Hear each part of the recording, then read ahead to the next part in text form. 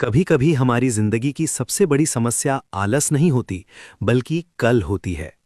कल से मेहनत करेंगे, कल से बदलेंगे, कल से पढ़ेंगे, और यही कल हमारी आज की सफलता चुपचाप चुरा लेता है। ये कहानी हमें यही सिखाती है कि जो काम आज किया जा सकता है, उसे टालना खुद से धोखा करना है। ये कहानी है बिंदुपुर गांव के एक लड़के आर्यन की। आर्यन पढ़ने में तेज था, समझ भी जल्दी लेता था, लेकिन उसकी एक बहुत बुरी आदत थी, हर जरूरी काम को कल पर टाल देना। खासकर पढ़ाई के मामले में उसका एक ही जवाब होता, अभी बहुत समय है, कल से जरूर पढ़ूंगा। सालाना परीक्षा में एक महीना बाकी था। उसकी माँ रोज प्यार से समझाती, बेटा थोड़ा थोड़ा पढ़ लिया कर, आखिरी समय में परेशानी होगी। आर्यन मुस्कुराकर कह देता, अरे माँ, अभी तो पूरा महीना है, कल सुबह 4 बजे उठकर पक्का पढ़ूंगा। लेकिन वो कल कभी नहीं आया। सुबह नींद भारी लगती, दोपहर दोस्तों के साथ खेल में निकल जाती, और रात को वो खुद से कहता, आज बहुत थक गया हूं, कल से पक्का शुरुआत करूंगा।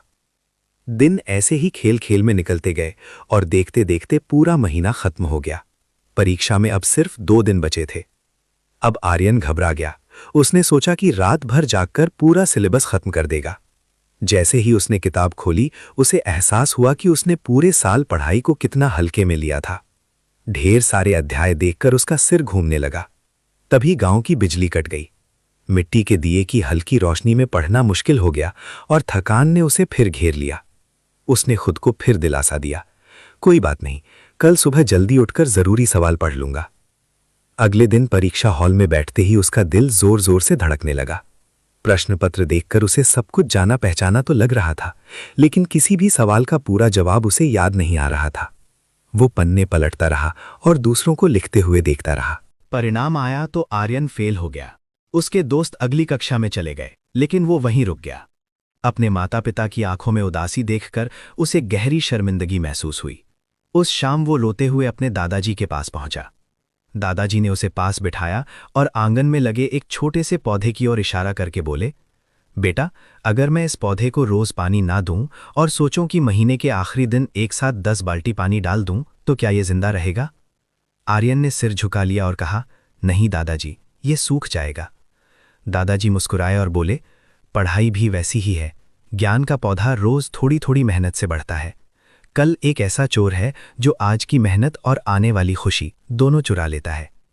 उन शब्दों ने आर्यन को झकझोर दिया।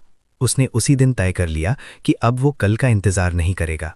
उसने अपने कमरे की दीवार पर एक बड़ा सा चार्ट लगाया, जिस पर लिखा था, कल कभी नहीं आता, जो है वही आज है।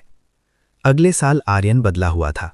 जो भी स्कूल में पढ़ाया जाता वो उसी दिन घर आकर दोहराता। धीरे धीरे पढ़ाई उसका बोझ नहीं रही, बल्कि आदत बन गई।